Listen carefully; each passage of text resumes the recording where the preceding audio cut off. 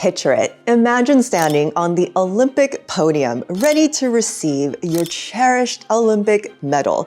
You've worked your entire life for this moment, dedication, training to receive your Olympic gold medal, only for you to take it home 2 weeks later and it turn green and black due to tarnishing and faulty material? What? Wait a minute, this actually happened to the 2024 Paris Olympic medalists who took home their cherished Louis Vuitton Moet Hennessy medals only for them to tarnish. Wait a minute, wait, why is this such a big deal? Okay, not only did these athletes train their entire lives, but this is Louis Vuitton Moet Hennessy, the luxury conglomerate synonymous with craftsmanship, luxury, excellence, top of the line quality, and their medals tarnished like cheap trinkets. What happened here, Louis Vuitton?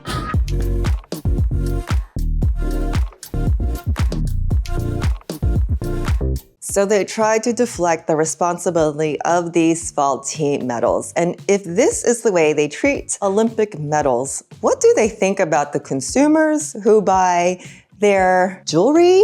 Is it going to be faulty?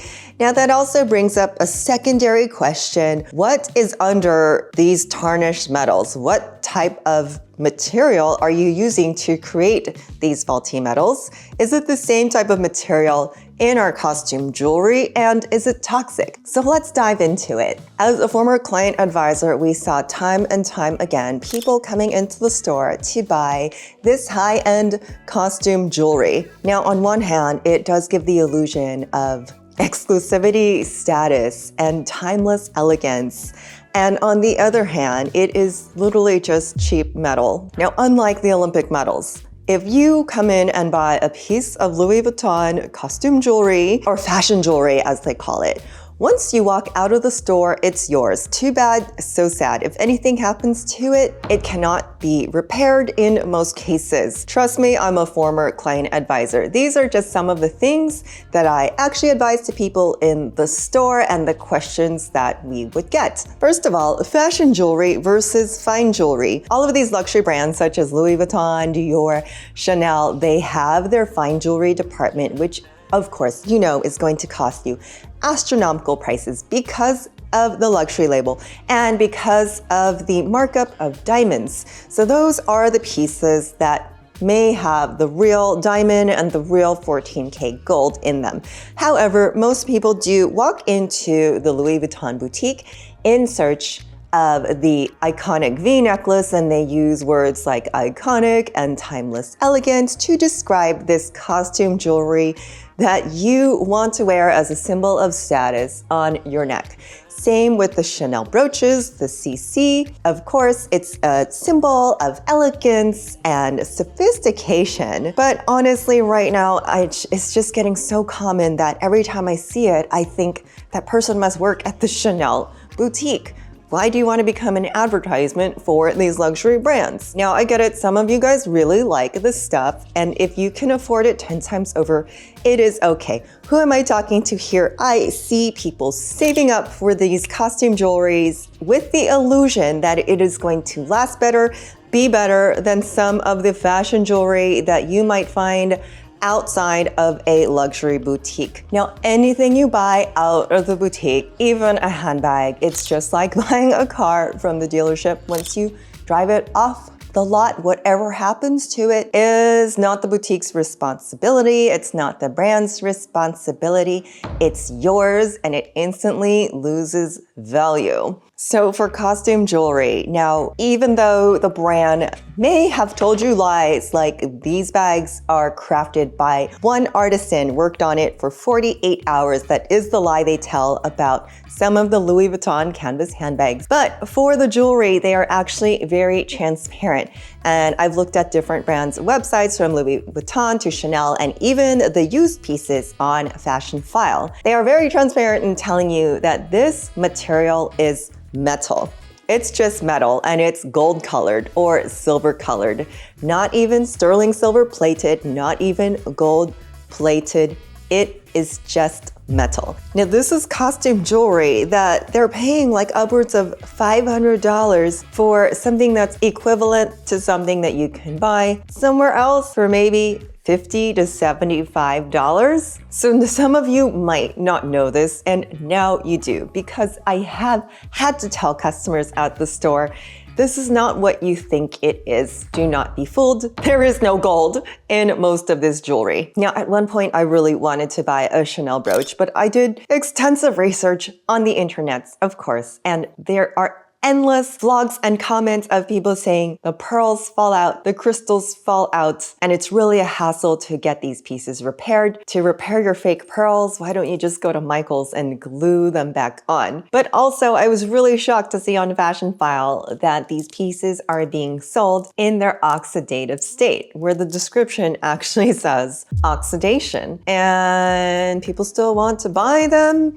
So here is just an example of fashion jewelry that gets oxidized. This necklace used to be really cute. It still gets a lot of compliments, most likely because of the CC. But do you see how the links in between the pearls are no longer gold? And that is just literally what happens to fashion jewelry. Now, of course, just like with handbags, if you take care of something, it will last longer. The myth that people want to believe. I want jewelry that I can wear all the time, even in the pool and the beach and the shower. Friends, that is just not possible. When you expose your jewelry, whether it's metal with gold color or even gold plated, when you expose it to things like chlorine and salt water or even soap when you go into the shower, it is going to fade. It's just like how people think their Louis Vuitton bag is going to last forever. No, they do not. So that is the first thing. And this is the same metal that they have used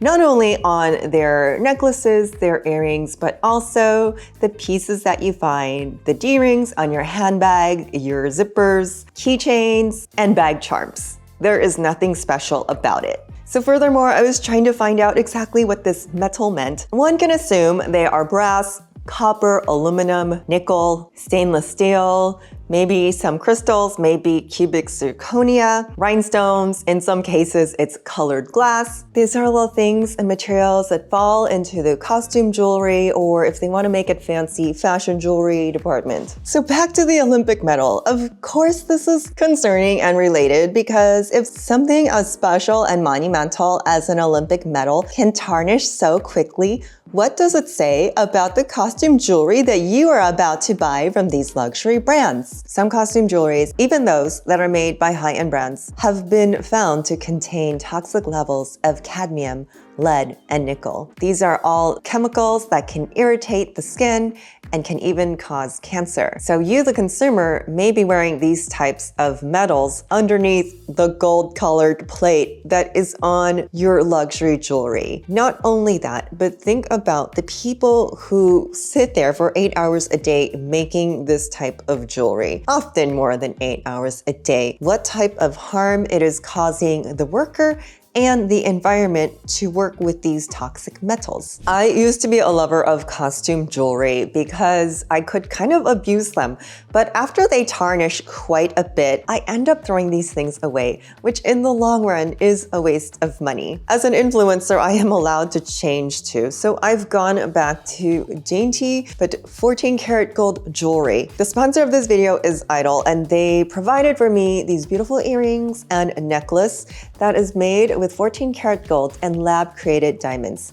Now, lab-created diamonds, I've learned, are not fake. They are actually real diamonds, just created in the lab, the same composition as diamonds that are dug from the ground and oversold and overpriced by De Beers and companies as such. Idyl is about affordability, transparency, and modular. So what does that mean? First of all, if you are saving up for that LV iconic necklace for about $500, now no lie, when young men have come into the store wanting to buy a nice present for their girlfriend, I had to tell them, this is not real gold or anything. She might be impressed by the Louis Vuitton box, but you're not getting a piece of jewelry that is going to last and look elegant and classy forever. So also lately, I don't really like being a free billboard to these brands anymore. Instead of putting your $500 toward that LVMH advertising, you can spend that money at Idyl and get so much more for your money. Okay, also, do you see how these diamond studs have this dangly portion? This can be removed and make the earrings just studs. And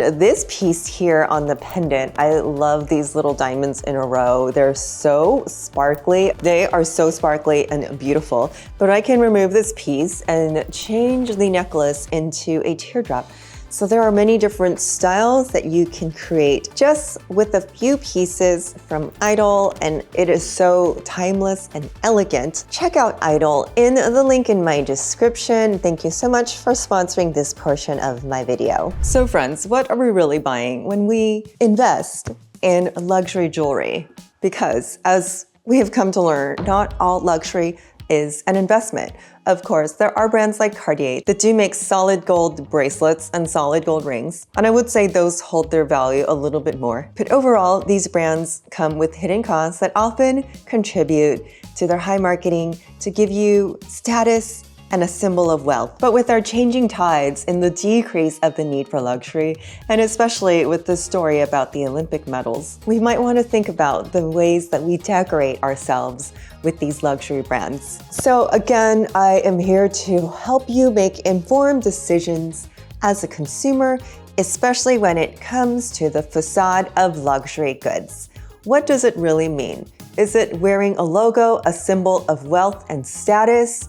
Are you getting all the real gold and diamonds and pearls that comes with the glittery facade of wearing a Chanel or a Vuitton, a Dior necklace? Now, paying more does not make the brand transparent, moral, or ethical. We as consumers get to make that decision. We get to ask those questions, and you do have a choice. So rethink your luxury purchases, especially when it comes to jewelry. If you're to this point of the video, guys, I'm gonna ask for your help in supporting my channel by smashing that like and subscribe button and sharing this video with a friend. And if you wish to support my channel even more, please take a look at the link in the description for oversubscribe. I'm taking a survey. It's a way for my viewers to participate in my channel. If you like the content I'm giving you, it would support me just to click the link and take the survey. I'll see you in the next video. Bye.